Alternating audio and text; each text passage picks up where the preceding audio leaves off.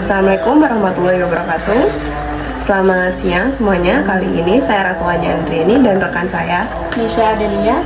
Kami kelompok 12 akan mempresentasikan artikel ilmiah kami yang berjudul Hubungan antara pembentukan kata dan makna kata dengan kebiasaan mahasiswa dalam pemahaman kosakata. Nah, jadi tujuan dari penelitian kami kali ini adalah untuk mengetahui atau menganalisis dari pembentukan kata dan makna kata dengan kebiasaan membaca mahasiswa, khususnya pendidikan bahasa kelas 2B, dan dilatar belakangi oleh seringnya penggunaan kosakata yang salah gitu pada konteks tertentu, serta pemahaman pada suatu kosakata tersebut yang kurang mendalam diakibatkan kurangnya literasi mahasiswa. Nah, metode yang kami gunakan adalah deskriptif kualitatif yang menggunakan teknik observasi secara langsung dan secara tidak langsung. Nah, hasil dari penelitian atau analisis kami yaitu adanya menunjukkan bahwa kebiasaan membaca dapat mengembangkan peningkatan pemahaman kosakata, terutama dalam memahami hubungan kata dan pembentukan makna kata. Dengan demikian, penelitian ini menyimpulkan bahwa kebiasaan membaca memiliki peran yang penting dalam pembentukan kata dan makna kata, serta mengembangkan kebiasaan mahasiswa dalam membaca yang baik untuk meningkatkan pemahaman kosakata. Seperti itu. Morfologi mempelajari struktur dan proses pembentukan kata seperti afiksasi, reduplikasi, komposisi, dan konversi. Bagaimana proses tersebut memengaruhi makna kata. Morfologi merupakan cabang ilmu linguistik yang mengidentifikasi satuan-satuan dasar bahasa sebagai bunyi dan satuan gramatika. Dalam konteks mahasiswa, kebiasaan membaca berpotensi besar untuk memperdalam pemahaman tentang proses tersebut, sehingga mendukung kemampuan pemahaman kosakata. Membaca menjadi sebuah kegiatan yang berkaitan erat dengan tingkat literasi seseorang. Literasi bukan hanya sekadar membaca, tapi bagaimana seseorang dapat mengetahui maksud yang terkandung pada bacaan tersebut. Pentingnya membaca bagi kehidupan sudah lama disadari. Melalui membaca dapat memperoleh suatu pengetahuan wawasan, serta dapat meningkatkan kecerdasan. Dengan membaca juga dapat menyerap segala pemikiran-pemikiran penulis yang membuat buku bertahun-tahun. Oleh karena itu, membaca masih sangat dibutuhkan sebagai alat untuk mempelajari berbagai ilmu. Menurut Aminuddin, pengertian membaca adalah mereaksi, proses, memecahkan kode, dan penerimaan pesan. Membaca adalah mereaksi disebut kegiatan memberi reaksi, karena dalam membaca, seseorang terlebih dahulu melaksanakan pengamatan terhadap huruf sebagai representasi bunyi ujaran maupun tanda penulisan lainnya. Dari reaksi tersebut, terjadi kegiatan rekognisi, yakni pengenalan bentuk kaitannya dengan makna yang dikandungnya, serta pemahaman keseluruhannya, di mana perlu melalui tahap kegiatan tersebut. Membaca adalah proses. Membaca pada dasarnya adalah kegiatan yang cukup kompleks. Disebut kompleks karena membaca melibatkan berbagai aspek baik fisik, mental, bekal, pengalaman dan pengetahuan maupun aktivitas berpikir dan merasa. Membaca adalah pemecahan kode dan penerimaan pesan. Penyampaian pesan secara aktif, menciptakan kode sebagai media pemapar gagasannya atau melaksanakan encoding. Sedangkan penerima pesan berupaya memecahkan kode yang diterima untuk berusaha memahami pesan atau gagasan yang dikandungnya. Sedangkan menurut Kementerian Komunikasi dan Digital atau Komdigi, data UNESCO menunjukkan bahwa minat baca masyarakat Indonesia sangatlah rendah. Indonesia untuk meningkatkan minat baca termasuk Indonesia menunjukkan bahwa minat baca masyarakat Indonesia sangat rendah. Indonesia berada di posisi 10 terbawah secara global. Hal ini perlu perbaikan yang dilakukan untuk meningkatkan minat baca, termasuk program literasi di sekolah dan masyarakat. Minat baca sendiri dapat diartikan sebagai keinginan yang kuat ditandai dengan usaha untuk membaca seberapa sering dan intens seseorang melakukan kegiatan membaca. Akan tetapi, meningkatkan kemampuan membaca tidaklah instan. Perlu adanya proses yang perlahan serta berkelanjutan, sehingga perlu adanya minat, kemampuan, motivasi, lingkungan, pendidikan, akses yang mendukung untuk mencapai minat baca yang tinggi.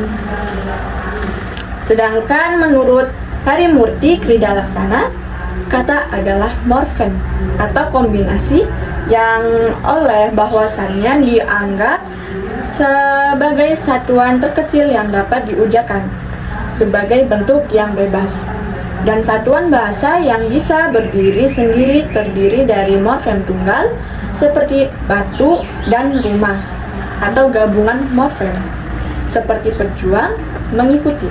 Sedangkan kosakata adalah sejumlah kata yang dapat digunakan dalam menyusun kalimat untuk berkomunikasi atau menyampaikan ide atau gagasan kepada orang lain.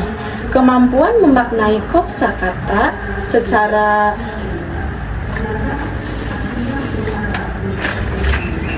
tepat merupakan prasyarat yang dilakukan atau yang diperlukan untuk membaca agar dapat memahami maksudnya.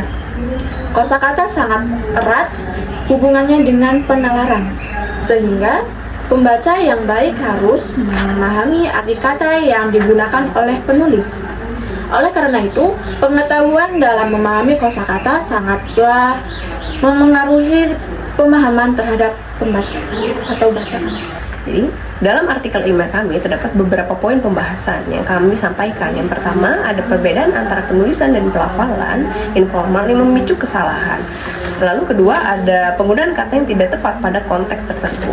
Yang ketiga, ada kebiasaan membaca mempengaruhi makna suatu kata secara mendalam. Lalu ada pergeseran bahasa, yaitu penurunan bahasa daerah dan bahasa Indonesia sendiri, dan dominasi bahasa asing.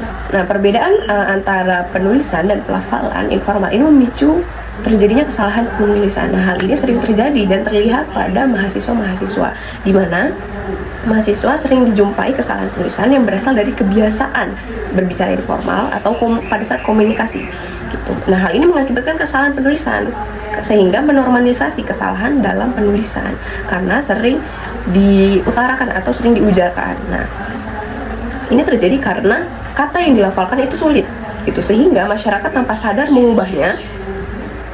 Hal ini terjadi saat kata serapan tidak sesuai dengan kata masyarakat penutur. Nah, contohnya seperti apa?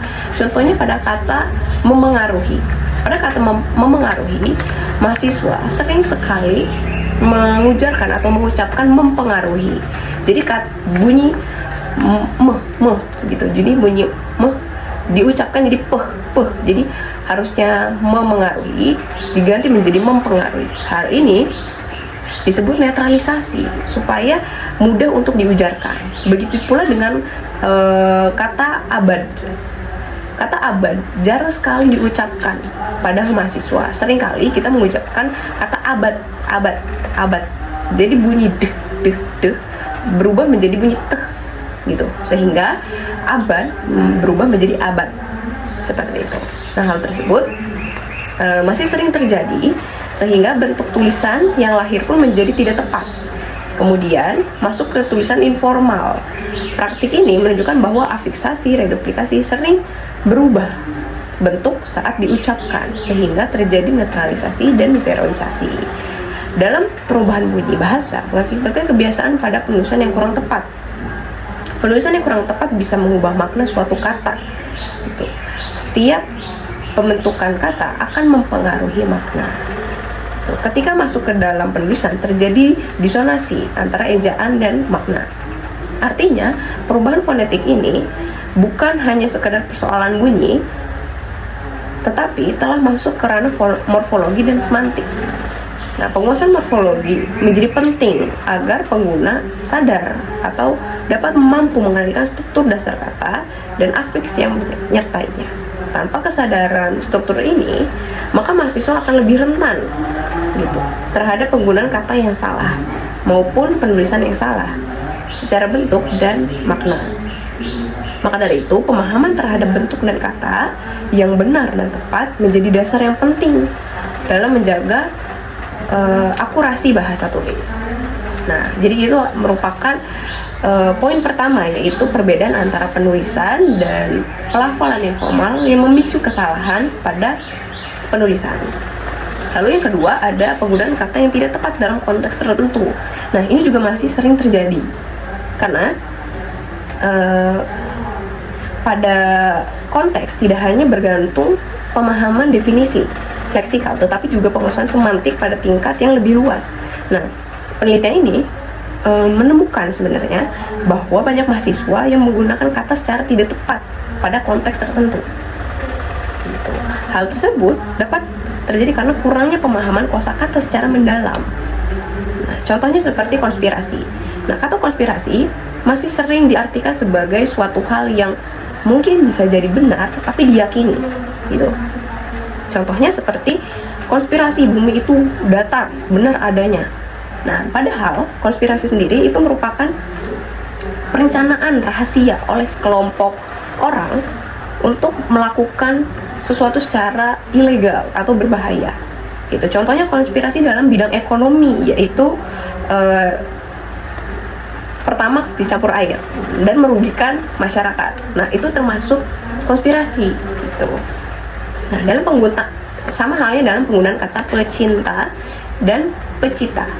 Kita sering dengar kata pecita itu digunakan seperti contohnya dia pecinta gunung, gitu, atau dia pecinta alam.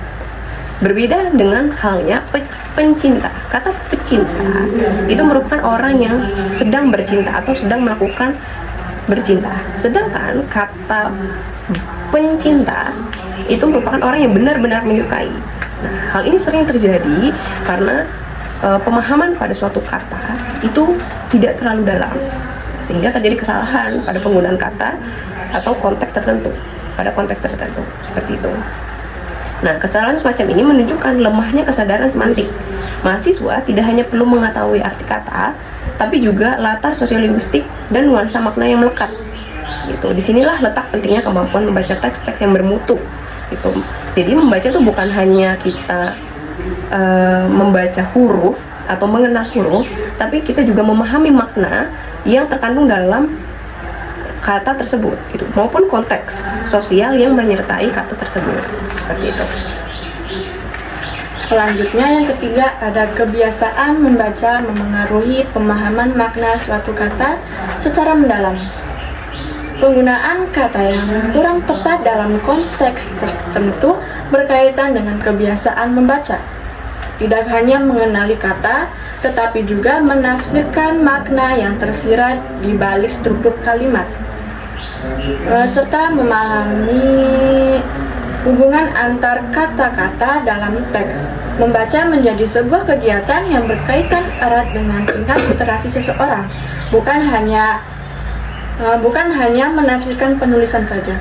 Dengan membaca, seseorang terlebih dahulu melaksanakan pengamatan terhadap huruf sebagai representasi bunyi, ujaran, maupun tanda penulisan lainnya. Dari reaksi tersebut, terjadi kegiatan rekognisi, yakni pengenalan bentuk kaitannya dengan makna yang dikandungnya, dengan memecahkan serta pemahaman keseluruhan di mana perlu melalui tahap kegiatan tertentu. Dilanjutkan dengan memecahkan kode yang diterima untuk berusaha memahami pesan atau gagasan yang dikandungnya.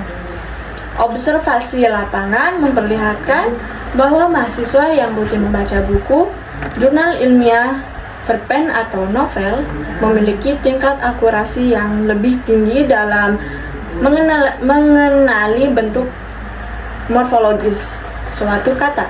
Contohnya seperti penggunaan kata bubu.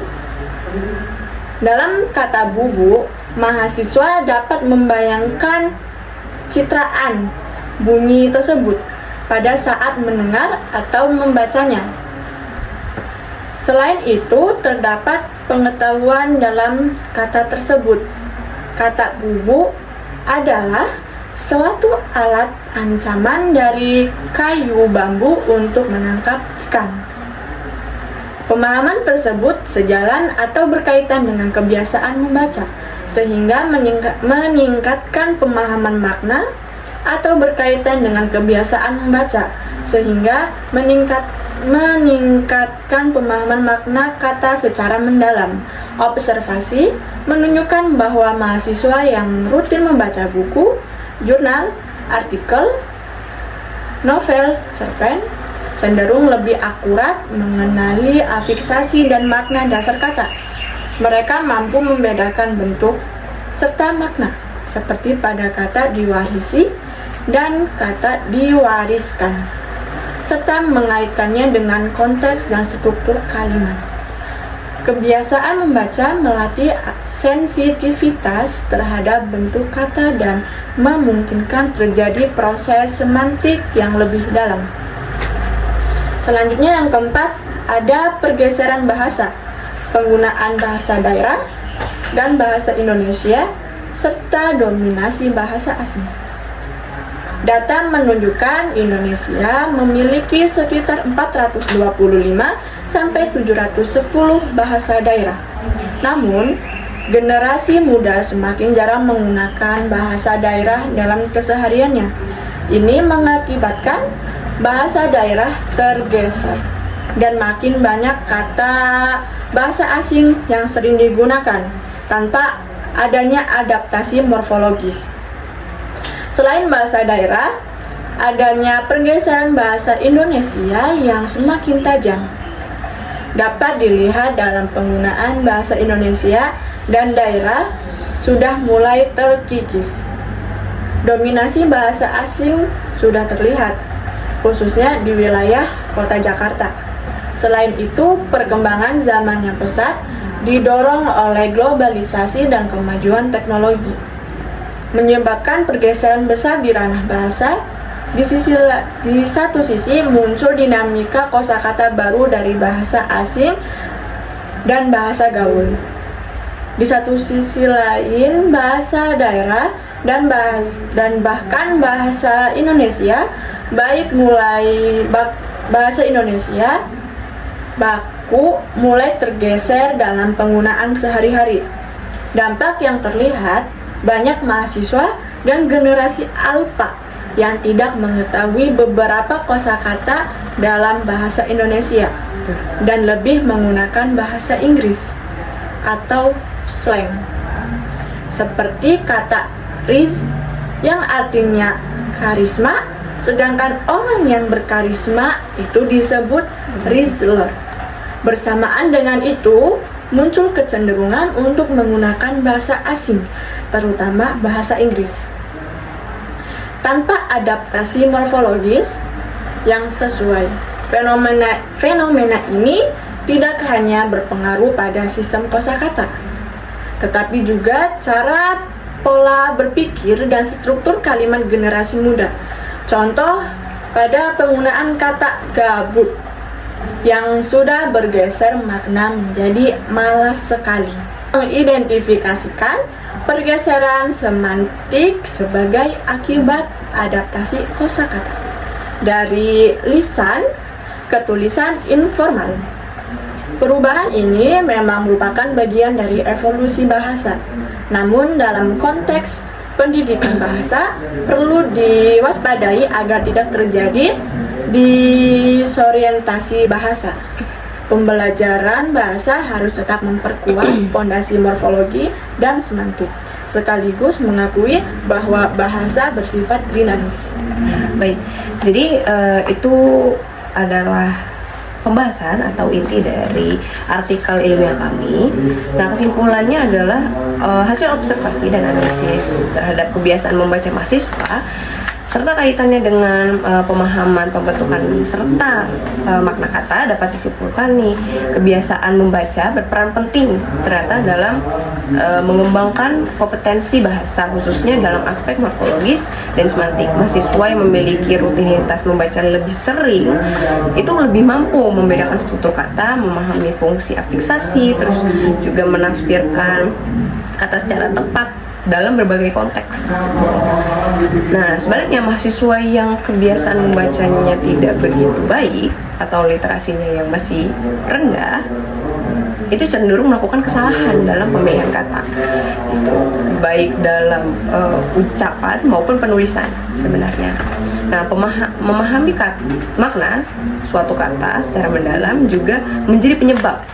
Nah, kondisi ini diperburuk dengan adanya pergeseran bahasa akibat dominasi bahasa asing yang penuturnya menggunakan bahasa daerah, yang berimplikasi pada melemahnya penguasaan struktur kata bahasa Indonesia itu sendiri. Nah, dengan demikian, untuk membentuk pemahaman kosakata yang komprehensif, perlu menekankan pentingnya menumbuhkan minat baca serta literasi membaca pastinya sebagai strategi utama dalam pembelajaran bahasa. Mahasiswa perlu memperkuat keterampilan morfologis melalui pendekatan berbasis teks dan konteks, serta mengajak mahasiswa untuk aktif menelaah bentuk makna dan kata dalam bacaan yang beragam. Nah, literasi itu bukan hanya sekedar kemampuan teknis, tapi juga kebiasaan kita untuk berpikir kritis terhadap bahasa dan maknanya. Nah, kebiasaan membaca secara signifikan berkontribusi besar pada penguatan pemahaman bentuk dan makna kata dalam konteks akademik, formal dan informal. Namun, pengaruh ini tidak bersifat tunggal, di mana bentuk lain dari literasi seperti pengalaman sosial, terus juga interaksi digital, praktik lisan juga berperan ya dalam bentuk membentuk kemampuan kosakata mahasiswa. Oleh karena itu, pemahaman berbahasa perlu dibangun melalui kombinasi berbagai media dan konteks pembelajaran. Itulah kesimpulan dari artikel ilmiah kami dari kelompok 12. Kurang lebihnya mohon maaf. Wassalamualaikum warahmatullahi wabarakatuh.